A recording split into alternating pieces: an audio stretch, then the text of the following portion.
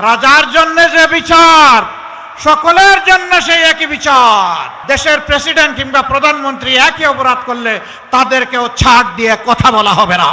মানুষ বিগত 54 বছরের শাসন হোক আর অপশাসন হোক তা দেখেছে। ওইটা দেখতে দেখতে ক্লান্ত হয়ে পড়েছে। এখন বাংলাদেশের জনগণ পরিবর্তন চায়, পুরানা বন্দোবস্তের রাজনীতি আর দেখতে চায় না।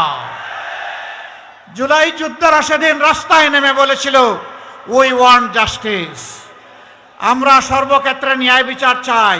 তার মানে হলো ন্যায় বিচার নাই, সেই ন্যায় বিচার আমরা প্রতিষ্ঠা করতে চাই ইনশাআল্লাহ।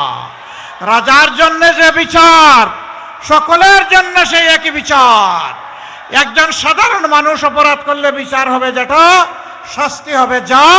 দেশের প্রেসিডেন্ট কিংবা প্রধানমন্ত্রী একই অপরাধ করলে তাদেরকেও ছাড় দিয়ে কথা বলা হবে না। কি বুকে বাংলাদেশ আর হাতে বিদেশি?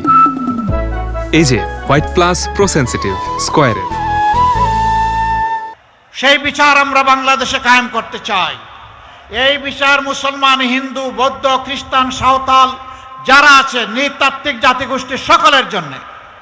এই বাংলার আসমানের ছাদের নিচে আর জমিনের উপরে যারাই বসবাস করে, বিচার ইনশাআল্লাহ তাদের জন্য সমান কায়েম করা হবে।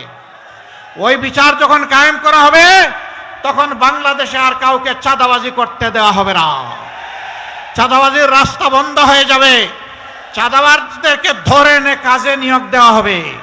তারাও সেদিন কাজ করে দেশ গড়ার কাজে অংশগ্রহণ করবে ইনশাআল্লাহ।